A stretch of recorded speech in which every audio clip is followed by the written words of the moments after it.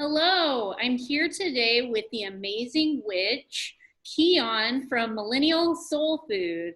Welcome, Keon. Keon, say if you're nasty. Welcome to the Rise Up Good Witch podcast. Hello, thank you so much for having me. Of I'm so course, happy to be here. yeah. And before I ask you to introduce yourself, I should say you've actually been on this podcast before when I used to do a Yeah. segment called Tarot Storytelling. And I believe you told a story about the Eight of Cups. And it was Oh my God. episode 10, I think, and Marisa de la Pena was also on that, who's also had two other episodes. So yeah, Shout out to her. welcome I back. love her. I know, she's amazing. So for folks that aren't aware of your work, do you want to just tell us a little bit about what you do, what your practice is, who you are? Yeah, for sure. So, my name is Keon. Keon, say if you're nasty. And basically, Millennial Soul Food is a platform that I created to help heighten the consciousness, specifically of Black and LGBTQ people.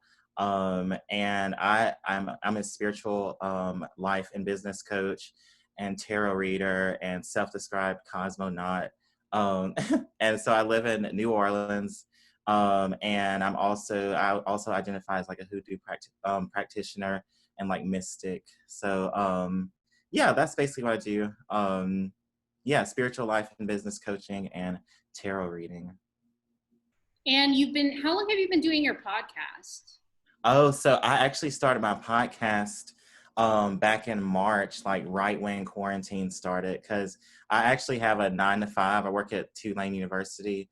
Shout out to my squad there, my teammates. But so we started working from home, and I was like, pure, Capricorn style. I was like, well, I think I'm just going to finally pursue this podcast in the midst of what feels like the end of the world. So I do feel like a lot of the podcast was like this drive sort of. I don't really get off on thinking the apocalypse is going to happen, but I'm kind of one of those people, like, you can call me in an emergency if any kind of stuff happens. If I'm that person around, I'm going to be the person to be like, okay, you go here, da da da da. So one of the reasons I started the podcast was I felt like spirit kind of like put a lot of stuff on my heart, sort of. That's a really Southern saying, but I felt like there was a lot, and I had been quiet about a lot of this stuff for like over 10 years.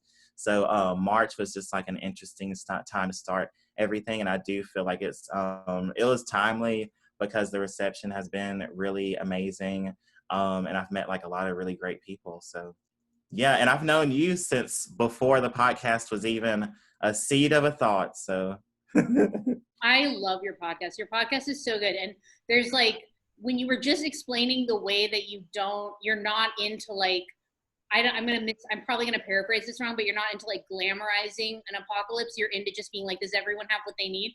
I got really excited because you just like described being a Capricorn moon perfectly. yes. And that's one thing, we were talking before we recorded, like, I feel like I've always felt like such a kinship with you because we're both Capricorn moon suns, which is the least, I think it's like the least romantic and glamorized sun moon combo for witches. It's so hard. You have to really know your shadows like a lot. So yeah, I do feel like the Capricorn moon can be a lot because it's like a lot of stress. Like, I think a Capricorn moon can just bring a lot of inherent stress and anxiety to like your body and stuff, because it's like, constant criticism and judgment and projecting all that kind of stuff. But I mean, I've done a lot of shadow work and stuff like that too. Not like I'm saying I'm perfect, but it does come with a certain level of like responsibility, like, Saturn. Literally, I feel like if I'm not really doing things in a way that is like in alignment, then it is going to mess up my whole life, sort of. That's kind of like the curse of being a Capricorn. Like, you better stay your ass at home and not go out, because otherwise it's gonna mess you up, so I don't know. And not being able, like taking on a lot. And it's funny that you say like you have a 9 to 5 and then you started your podcast in March, because I noticed in March you were just like upping the ante, and a lot of people, when COVID shutdown started, A lot of people started doing new offerings and like expanding on their businesses. And I noticed you started this podcast, and then you've just been like on fire with the memes, like so many. So, and then knowing that you're doing all of this on top of a 9-to-5 job, totally sun, moon, Capricorn. Yes, Yeah. right. So you're doing awesome though. And and one thing that I think is really, you're an amazing writer. Like so many of the things that you write are really awesome. And then I noticed like when you share, you have such a wealth of academic knowledge behind what you share that have to do with like social justice and equity and like revolutionary histories. You did one episode that was about Black Lives Matter, and it was really long. I feel like I should have reviewed it before I interviewed you to think of more particular questions, but everyone should. I'll put a link in the show notes. And I love that you put, I think that's another thing with Capricorns is like, we like cite our sources. We're very yes. and like, yeah. And that, so I think it's interesting that you come from this like academic research background, and you're a voodoo practitioner and a tarot reader. So can you kind of talk about how you like melded these subjects? Yeah, so I can give you the succinct version, sort of. So I grew up in Mississippi, Tupelo, Mississippi. I guess I got kind of like introduced to like, I guess the phenomena of like understanding that there's more than like what we perceive as physical reality through my grandmother. And so I've always been kind of like into the occult and stuff. I was like 10 years old at Books A Million reading elemental magic books. And like I had a stick in my backyard to summon the wind and all that. But so that has always been there. I've always been into like research and academia and stuff like that. And I actually studied Latin American studies in college. And I had the opportunity to live abroad in Ecuador, in Quito, Ecuador, and Puebla, Mexico. And those experiences really transformed me. I studied social movements actually and wrote like a thesis, like a 90-page thesis on like the development of social movements, specifically like gay and lesbian movements, and how like there were exclusions based on like socioeconomic class and all that kind of stuff. And so I did that in undergrad, and then I went to University of Michigan, and I was in a PhD program there, but academia just was too much for me. It was like a very white institution. I was experiencing a lot of culture shock because I moved there from Mississippi to like Ann Arbor, Michigan. And so it was a lot for me to experience, but I also learned a ton at Michigan just about sociology, and it was really empowering to be able to do my own kind of research. So basically a lot of my like academic knowledge comes from understanding like how economics, politics, and like social norms like work together to create the reality that we like experience right now. And I love, like, I'm a nerd for like political economic theory and stuff like that. So definitely I'm like a Marx nerd. I mean, fuck Marx, but I'm really into the theory of understanding how economics affects like communities' ability to, organize and build. And so just add in being an astral traveler and all that stuff into that. So I just really enjoy. I'm also an Aquarius rising, and then my Mercury is in Aquarius in the 12th house. So I'm really into like big picture, like just, I don't know. So I think, yeah, just studying all of that really helped contextualize my life, because I also grew up Black and queer in Mississippi, which was like depressing as hell, but also a very unique cultural experience. But it helped me kind of like put the lenses on, and it helped me feel like empowered, to be able to experience, to be able to like describe my experience in this like grander context, sort of. So that was a lot, but yeah. No, I love that. Amazing. Yeah. And I think it's important because we are living in a time, obviously, and I think all times are necessitate a cultural and social and economic context to witchcraft, or like healing work in general. Exactly. Yeah. And so, yeah, were you going to say something? Sorry. continue, please. Oh, well, yeah, I do think that is true because I think one, I call it the matrix. We're living in the matrix where a lot of what we see, is like kind of like dissociated from the foundation. So we see a lot about like, Black Lives Matters, people getting killed. So a lot of people are, sharing all these memes, but how much money did you donate to an organization, or how much money did you give to like the person on the street, when you pass them in your car?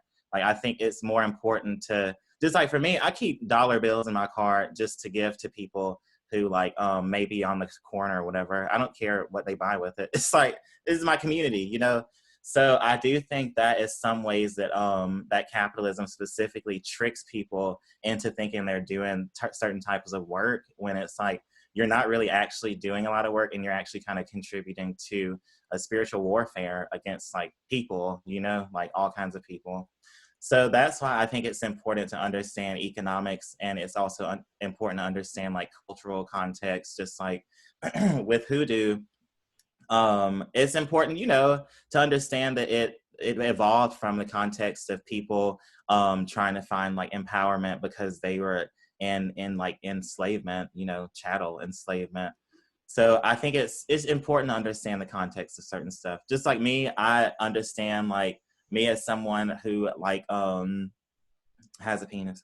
Like, I don't do certain stuff in women's spaces, women identified spaces, because it's just not really for me, sort of. Mm-hmm. So I think it's important to understand like cultural nuances, but also understand the economics of everything, because that's the only way that certain groups and like systems and ideas are gonna like persist. So especially like with this queer witch movement, like we need to be finding out ways to, do group cooperative economics and figure out ways that we're gonna live outside of, like not totally outside of, but have a little bit more accountability in terms of trying to fight like the harshness of living in like a capitalist society. So. Oh, dang. But yeah, witches need to understand the context, because otherwise you like these other people on the Facebook groups saying hoodoo is black magic and voodoo is white magic and all this stuff. I don't join the forums. That's what I want to tell the listeners. Watch the forums that you join. Just go read a book, just sit in solitude and read a book before you join a forum, because they put a lot of information out there it's too much. So Yeah. Thank you for that. That was that was great. I think, well, I'm interested because I don't know anything about hoodoo, nor do I have a reason to, because it's not, like my ancestors, I have ancestors who are yeah. colonizers. I'm not going to like go and like take on a practice that my ancestors, people that my ancestors harmed took on. So, but I am curious always about like the conversations around appropriation and theft. Mm-hmm. And I know that as, a lot of different witchcrafts become forms of witchcraft, because the thing about witchcraft is like it originated in like every indigenous culture in the world. So like no matter who you are, no matter who your ancestors were, you have like there were like medicine people, and there were, and a lot of times there was like a intersection with queerness with that. But because of our culture, the dominant culture of white supremacy, of being like something that I unpack all the time, of like white people being like, I can take this and this and this. Oh, this is mine too. Oh, and I've got access to this. So I see like, I've seen and I've addressed a lot of appropriation of like so-called Latin American indigenous customs by white settlers. But I don't know that much about what's happening with appropriation of hoodoo. Is that something that's been a big problem? I would say that one of the big issues with it is like the way that knowledge is disseminated. And so like, well, first off, hoodoo, I guess like, I mean, you're all the way in California and stuff, and hoodoo, it's a metaphysical system of like magic.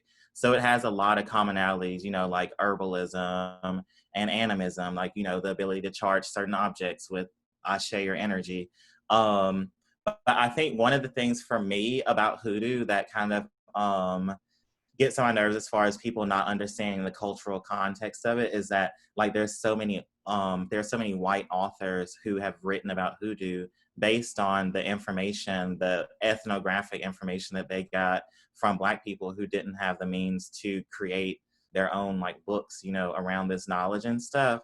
So part of what I am very insistent on people kind of understanding the sources of their knowledge, and then also understanding like the politics behind it. So I guess one like key thing is Juju Bay mentioned this on her podcast, but like for instance, High John the Conqueror route, that's actually the like Jalapa route in Mexico.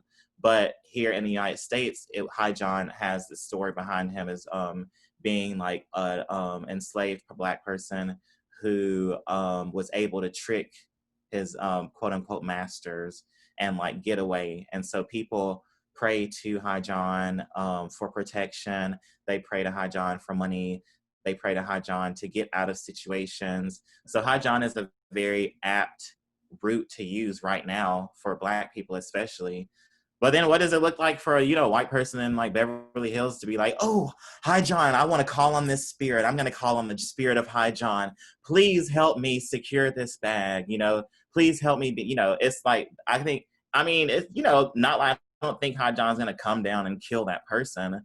But I think there's a certain sensitivity that people need to have to like certain traditions. And that's kind of, I think that's where the hoodoo and like appropriation and stuff comes in.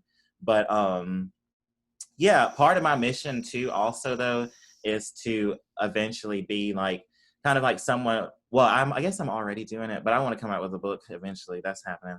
And a tarot deck. But I want to really invest in creating this knowledge as a Black person for like Black people. And I also do a lot of other stuff about like metaphysics. Like I study Hermetic Kabbalah, all that kind of stuff. So I just want to be a Black kind of authority on like occultism and like hoodoo specifically.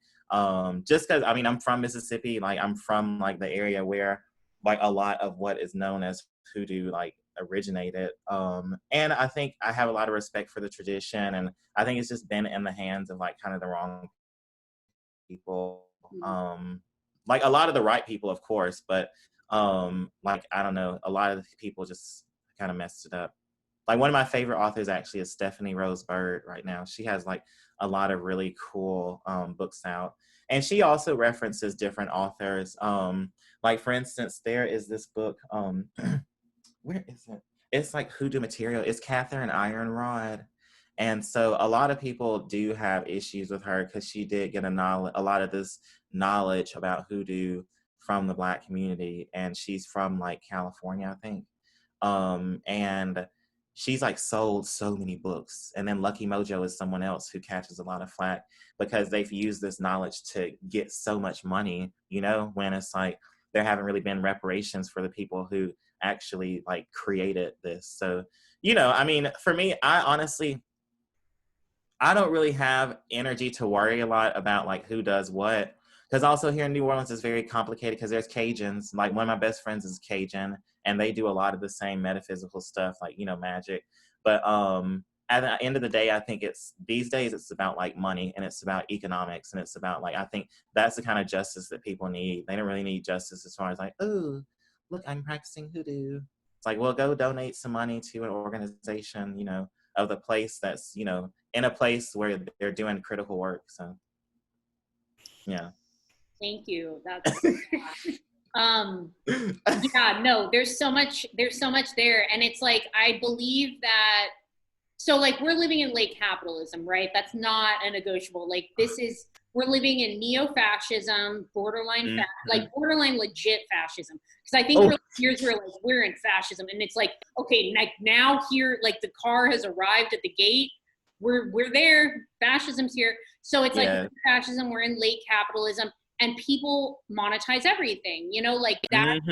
And part of me is like critical of that, and then the other part of me is like, well, we live in this system, you know. Exactly.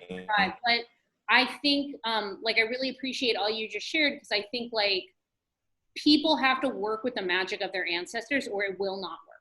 It's not, you know, I just think like, and it's funny, I was telling someone I was on a message board, because you brought up message board, and someone was like, hey, anybody know where to buy white sage? And then someone was like, it's really cheap on Amazon. And I was just like, Oh, oh, not only are you going to buy white sage, but you're going to buy it on Amazon. Do you think you're going to be able to clear your house, bro? Like, do you think this is going to work?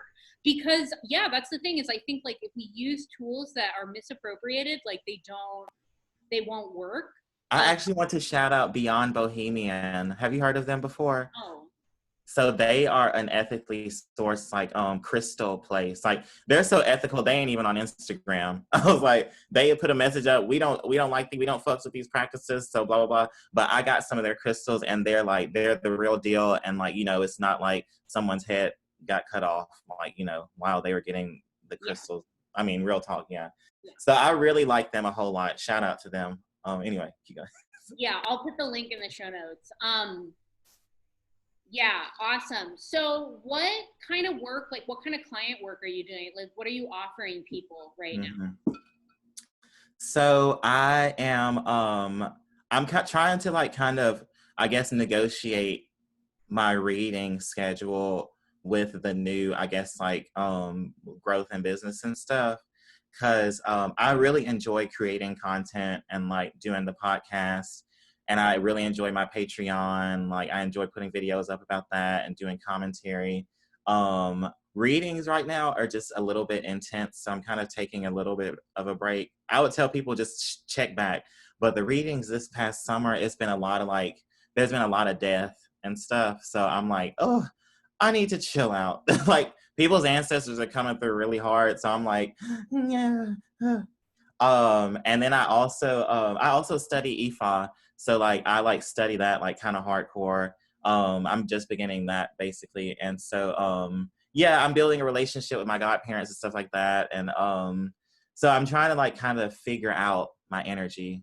But I'm offering tarot readings, and then I also do digital content services. So if people are looking to understand more about how to like articulate a business idea, you know, in social media and figure out how to build an audience and all that kind of stuff, I also do that kind of work.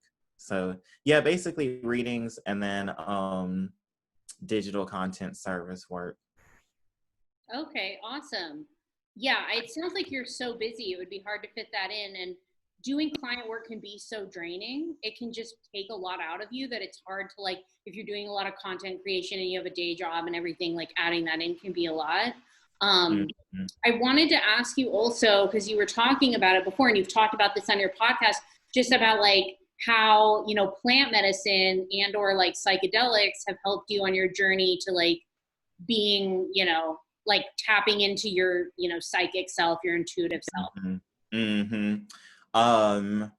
Well, definitely if you haven't already, go listen to that episode. I did an episode on my whole like I call it a shamanic initiation. It was wild. But plant medicine has been really integral for me, especially like when I was in college in Mississippi. I would do my like psychedelic journeys. I like to call it that. But specifically with the, I guess the shiitakes, the code word. But I would say really all of it really helped me see myself in another kind of light. Um, Specifically, psychedelics do have a thing where they multiply your consciousness, so you're able to even look at yourself in 4D from whenever you're doing like, you know, if you have music, because for me, I would always have music, like very rhythmic music that helped me kind of like transcend. And then I also made sure the environment was correct. I had done it a lot by myself, but if there was anyone else around, I was like the police. You know, Capricorns, we don't play. You know what I mean? I would be like, listen, I'm about to go on my journey. I don't need anyone in here messing with my energy because, you know, you got hell to pay. So that kind of understanding how to do that. And I also hung out in a lot of cemeteries. I actually did a lot of my journeys in William Faulkner Cemetery in Oxford, Mississippi. Kind of legendary, Southern Gothic as hell, you know. Yeah. But it honestly helped me, like, because I mean, this is a trigger warning, but you know, like I definitely went through a lot of depression in Mississippi and stuff like that, as far as like, you know, not wanting to exist and stuff. And so doing these journeys really helped me get in touch with my like spirit guides. I love trees. Like trees are my like OG ancestors. So it really helped me kind of understand that there was more, and it helped me tap into my own kind of power. But yeah, it helped me kind of understand how the people who kind of mistreated me are in their own kind of like traumatized karmic um, loops or prisons, you know? Yeah. Yeah. So it really helped me understand like energy like that. And then also there's something about those journeys just helped me synthesize a lot of the knowledge that I was learning, because I'd I attended it was a pretty elite program in undergrad for international studies. It was like a think tank for the government, like CIA was recruiting. I was like, nah, y'all ain't getting me. But it was like, you know, it was an international studies program. So like I had the chance to kind of like let all that information just like synthesize. And I didn't really do the journeys, you know, I didn't really use plant medicine like willy-nilly, you know. And then with like cannabis, that is amazing too. Definitely for like anxiety and stuff like that. Like I'm super hyperactive. But yeah, I think that plant medicine is amazing. I mean, we have cannabinoid receptors in our brains, like, you know, plants are here as like, I feel like cousins to help us along and like, you know, access different portals. That's kind of what I call it, because it definitely feels like it. But yeah, so definitely I would say my journeys just kind of helped me transcend and get more in contact with what's beyond the veil. Mm-hmm. Yeah, you know, it's funny when you mentioning cannabis, a lot of people ask me, um, you know, a lot of people say like I can't use cannabis. It like puts me in a really bad headspace. It makes me really anxious and paranoid. And Mm. I always, well, I don't always tell people this, but I feel like, you know, first of all, if a plan doesn't work for you, don't, you know, maybe it's time to just back off. Like if it's triggering Yeah. you, and I have that with certain herbs that aren't considered psychoactive as well. Like we just have certain plants that aren't, you know, they're not there for us.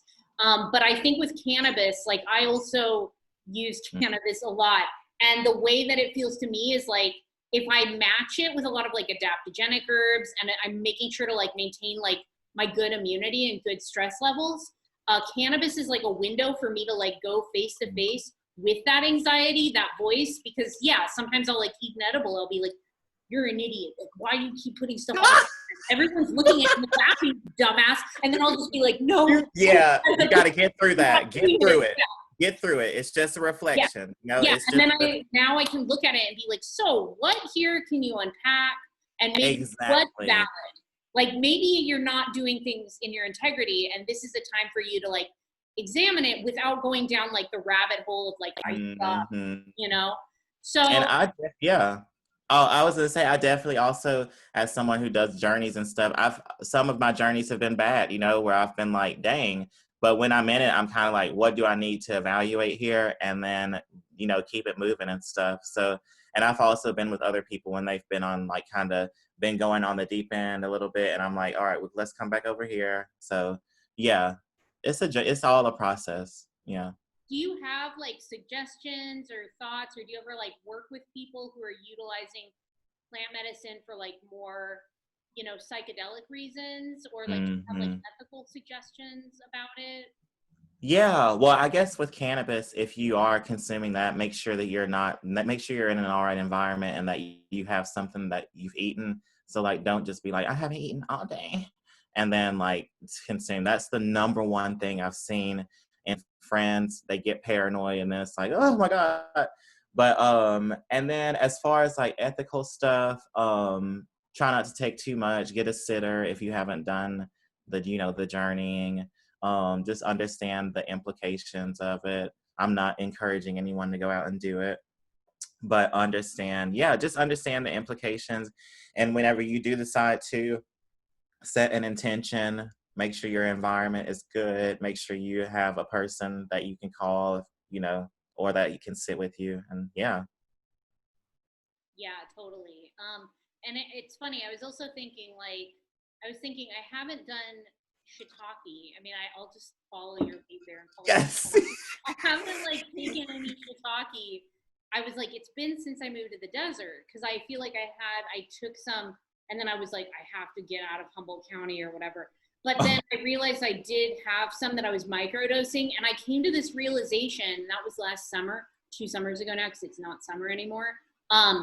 I came to a realization like I'm done with this. Like I see everything that I need to see that this plant is going to help me see. And now I'm kind of like flower essences. Flower essences, one drop of a flower essence is like all you need for like a journey. But I do think like plants that are more psychedelic, like open up a pathway that we can then utilize that pathway when we're not using that medicine. You know, like that pathway is now there. Like you see it and it's, and you're aware of it. So that's kind of like, yeah, that's just like me. Once you open it up too, like it's, you know, I've had some, I can definitely, like, it's weird to, well, I guess we're both witches. None of this is weird. I literally, with my journeys, it's like I go to my guides and they give me information and like give me spiritual power, and I come back and then I'm like, oh, I'm ready. So, you know, and I think it really did help, like with my content and stuff. I would see like people like Dolores Cannon be like, yeah, they tell me what to do. But yeah, it's like with my content, it's very like spirit driven. I'll be like, okay, like sometimes I'll wake up at 3:30 in the morning at night and be like, and then go back to sleep, just because there is like a blueprint and stuff like that. So yeah, it helped kind of like open up that communication, you know. So. So what kind of like what kind of direction, I guess you've kind of answered this, like you want to write a book about hoodoo, and you want to like really center that for Black folks to continue that work. But with your podcast, you know, like what has been your experience, because you've been making it for 6 months, what has been your experience in like having a podcast as opposed to just, you know, doing client work, or as opposed to just writing, like sharing your thoughts in writing? I feel like the podcast, I mean, anyone has to find their medium. My Jupiter's in the 3rd house in Taurus, so it kind of makes sense. But, um, but so I think with the podcast, people are able to get like a feel for who I am. I'm very like animated, you know what I mean? But also it's a great way for me to just kind of get on and like just, you know, talk shit, and also convey the ideas that I want to convey. Because I have this thing, like the podcast, it allows me to like coat things with humor, but then could deliver critical information. So, and then also I like the podcast because I don't really have to like dress up for it. You know, it's just, I can just be here in my blanket, wrapped in my blanket, and just be on the mic, like, la, la, la, la, la, la, blah, blah, blah. And I think, yeah, the podcast has really helped my business, because I think with client to client work, that is just, you're only interacting with one person. But with a podcast, I almost feel like it's kind of like you're putting a program out into the matrix, and people who interact with that is going to like unlock a code, you know, in their computer or brain or whatever, computer program brain, and be like, do shit. So I think it's an interesting way to put something out into the ether, into like the matrix and cosmos, and then have people find it, and you know, it affect them that way or whatever. So yeah, I think I like that. I like it because it's a way to archive ideas and stuff like that. So yeah. I need to catch up and listen to your last couple episodes. And I really want to, like, we talked about this a little, like being Capricorns, but I really want to hear, and I know you're like not an astrology person, but I'm really curious to hear how, because when I listen to you, it's funny, like when I listen to you, I'm looking for the things where I'm like Capricorn vibes. Everyone sees me as a Capricorn. People even call me like Zaddy now. I'm like, oh. I mean, I'm into it, whatever, yeah. I guess. No, because I feel like there's so many bad opinions of Capricorns. So I'm sort of curious, like, how do you see this, you know, part of your identity as like a change maker, a radical, like a Black queer witch, like sharing their wisdom with the universe. Mm-hmm. How do I do what? Say Like, as how does like being a Capricorn play to all of that? oh, I think I think it one thing about me is kind of like I am a person who will get shit started. Like if no one else is going to do something, I'm kind of just like, okay, so let me just go and figure out how I'm going to do this. And like, you know, no offense to any, I mean, I didn't really try to do a podcast with too many other people, but I think in terms of my work ethic and like with the ideas that I have, I think being a Capricorn has been very helpful because I know how to articulate my ideas, like, and I know what my vision is, you know, and I know like I'm really being a Capricorn. I think that it's gifted me with understanding how to know when the timing is perfect, and then also understand systems that I need to create in order to like accomplish a certain goal, like, you know, a system in terms of understanding resources, or you know what I need to, you know, do the podcast, for instance, because I mean I use GarageBand and a mic. That's like, you know, but there's a lot of other stuff that's involved in it. But yeah, and then I think also being a Capricorn, it's like gives me that kind of like ambition and power, like the kind of passion and drive. Affirmations, yes. So, but I mean, also I do think one way that it helps me with my work is being very like being more connected to my shadow self. So, Yeah. because I mean, I would say besides Scorpios, like Capricorns are very like, you know, we can go there.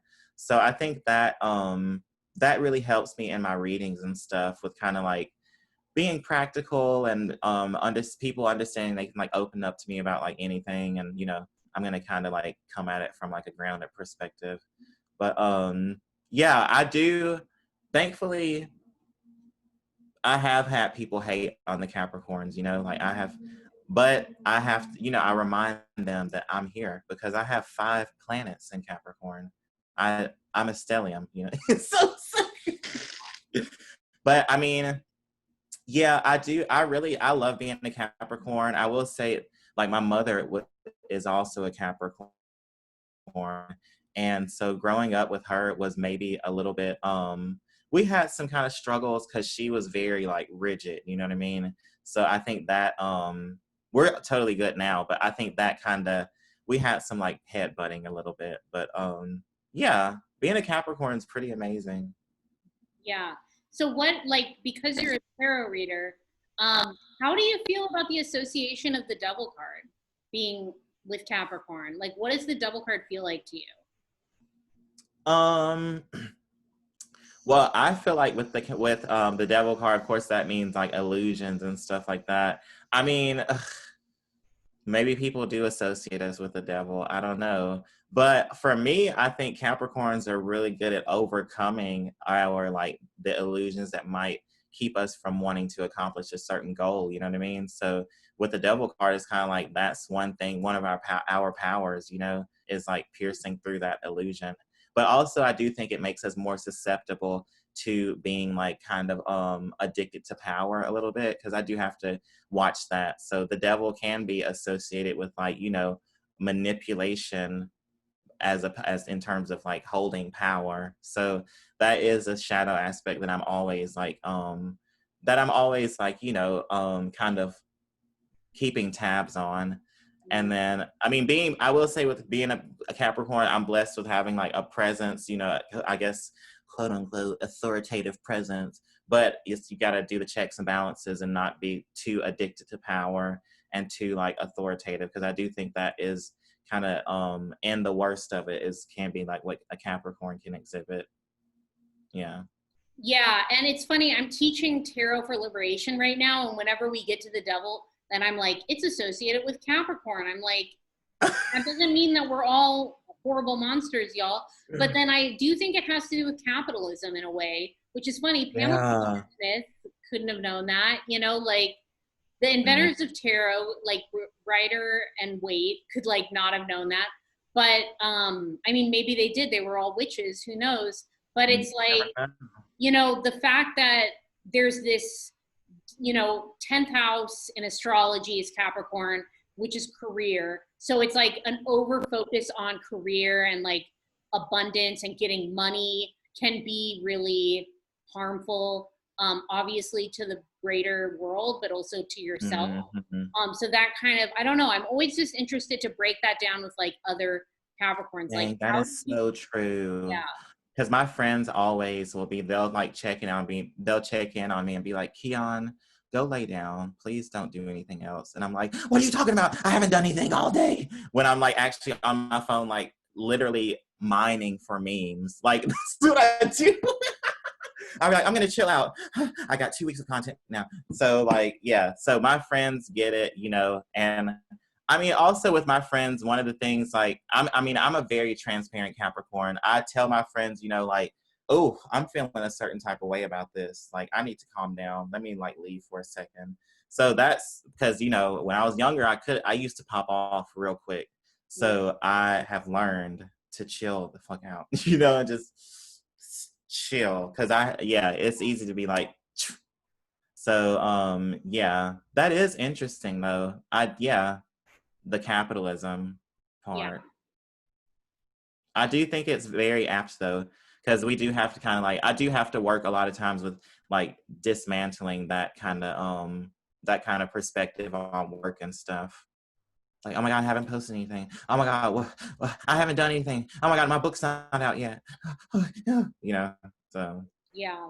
Well, you're doing a lot. You're doing a good job. I feel like I'm doing 10% of what I could really be doing, but not in a sad way. It's Yeah. just keeping me dry. I'm driven, you know what I mean? And it's fun.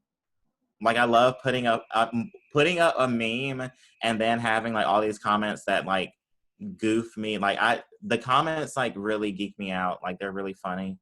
Um, yeah. So Yeah, yeah. I love your meme. This is like a year old maybe, but you had that meme where it was like you doing an impersonation of someone who's like swipe up to learn how I made $10,000 in Oh one my day. God. I love that meme. I actually have like gone to your page like probably in the last 3 months, scrolled all the way down just so I could watch that. Like that I should be need to popular. repost that. You should. That should be as popular as the guy drinking ocean spray on a skateboard. Oh my God. That your meme like rivals that one. It should have gotten that big. I have got to go watch that. Oh my God. Yeah, you have to repost it. Well, I feel like we've talked about a lot of stuff, and I hope that everyone is super inspired and like goes and listens to your podcast and follows you on Instagram. Is there anything that we like didn't cover that you wanted to say? No, I guess let me see. I guess I can give people my website. So um my website is millenialsoulfood.biz. So millenialsoulfood.biz. And then if you want to collaborate, speaking events or anything like that, just shoot me an email to millennialsoulfood@gmail.com. Awesome. I'll put all of that info in the show notes so folks can connect with you. Um, well, thank you so much, Keon. It's so great to connect with you and collaborate in this way. And you're awesome. You are too. Thank you so much. I feel like I've known you forever. I know we're like friends on the internet. Exactly. Someday we will meet in Yeah, physical reality, no, but I want to make it out there at some point to New Orleans. That's yeah. That was I I'm was hoping certain. this year, but okay, I'm gonna stop recording it.